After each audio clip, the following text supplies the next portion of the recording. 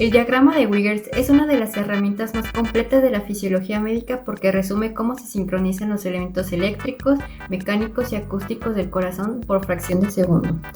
Dividiremos el diagrama de izquierda a derecha siguiendo las líneas verticales, que son las columnas, que delimitan a cada fase del ciclo cardíaco. Para cada fase será en énfasis en lo que pasa mecánicamente, en las presiones, en el volumen ventricular, en el fonocardiograma y electrocardiograma. Empezaremos primero con la primera fase, que es la contracción isovolumétrica en sístole. En esta fase es donde la sangre se encuentra en los ventrículos. Entonces la presión ventricular es mayor que la presión auricular, lo que provoca el cierre de la válvula auriculoventricular, la cual se denomina también como mitral. Y esto provoca el primer ruido cardíaco, el loop. La presión ventricular, la cual es la línea roja de la gráfica, sube de forma rápida casi de 0 a 80 milímetros por mercurio. El ventrículo ya lleno de sangre empieza a contraerse, pero con todas las válvulas aún cerradas.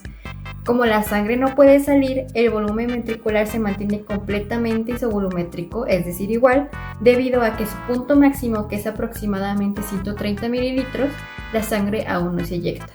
La contracción isovolumétrica en electrocardiograma coincide justamente con el intervalo RS, que es cuando ya se dio el potencial de acción y la repolarización inicial apenas comienza, y eso se puede ver en la gráfica. 2 es la fase de la eyección, que sigue siendo la sístole, y es la fase donde la sangre va a salir de los ventrículos. En la gráfica podemos ver cómo la presión del ventrículo supera ligeramente a la de la aorta, y esto provoca que se abra la válvula aórtica y la sangre pueda salir expulsada hacia la arteria. La presión ventricular y la aórtica se ve que suben un máximo de 120 milímetros de mercurio y luego empiezan a caer en medida que la sangre está siendo expulsada. El volumen del ventrículo cae en picada desde estar en 130 mililitros hasta su punto más bajo, que son los 50 mililitros, correspondientes al volumen telesistólico, el cual es el volumen de sangre que se queda en los ventrículos. Y en esta fase también podemos ver que no se da un sonido cardíaco debido a que no hay el cierre de ninguna válvula. Y la eyección también ocurre durante el segmento S hasta la primera parte de la onda T del electrocardiograma, que es la repolarización ventricular, específicamente en la meseta. La meseta está relacionada con la eyección lenta, o sea, ya la parte final, que es la parte cuando se termina de eyectar la sangre del ventrículo. La tercera fase corresponde a la relajación isovolumétrica en diástole. En esta fase la sangre ya se ha eyectado de los ventrículos, por los cuales empiezan a relajarse. Como la presión disminuye por debajo de la presión de la aorta, la sangre tiende a regresarse. ¿Esto por qué? Porque la sangre tiene su flujo natural de ir de zonas de mayor presión a zonas de menor presión. ¿Y esto qué lo evita? Lo evita la válvula aórtica, evitando el flujo retrógrado. Ahí es donde se da el segundo sonido cardíaco, el DUP. Y nuevamente todas las válvulas están cerradas. La presión ventricular cae de golpe buscando llegar a casi 0 milímetros de mercurio. Y en la presión aórtica se genera un leve aumento en la presión debido a la incisura dicrótica para poder seguir con la presión con la que ha salido en el callo aórtico. Y también en la presión auricular se observa un pequeño aumento debido al llenado de sangre de estos mismos. El volumen ventricular se mantiene en su nivel mínimo, que es más o menos los 50 mililitros, y como antes mencionábamos, es el volumen telesistólico. Y en esta fase se termina de dar la onda T, la cual corresponde a la repolarización final de los ventrículos, es decir, la relajación total. La fase 4, seguimos en la diástole, pero estamos específicamente en la etapa del llenado.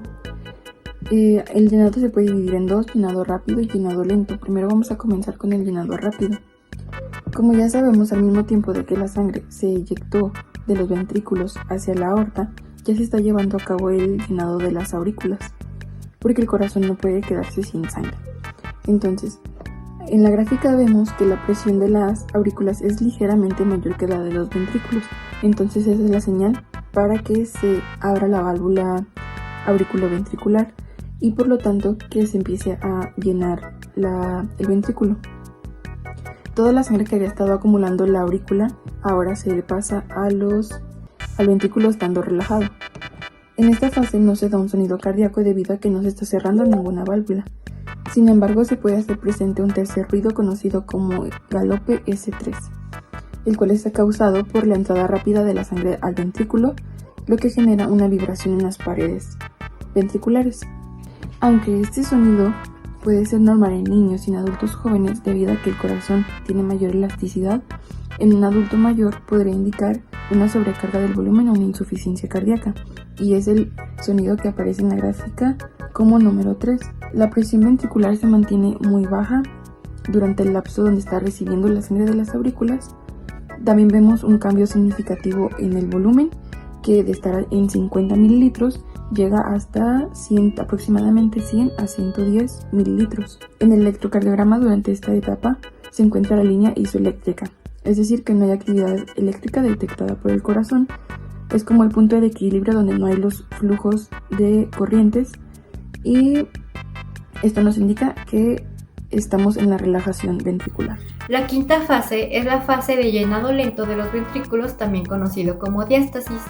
La sangre sigue fluyendo desde la aurícula hacia el ventrículo, pero ya no con la misma fuerza como se compararía con el llenado rápido, sino esto es una forma, como lo dice su nombre, un llenado lento y de forma pasiva.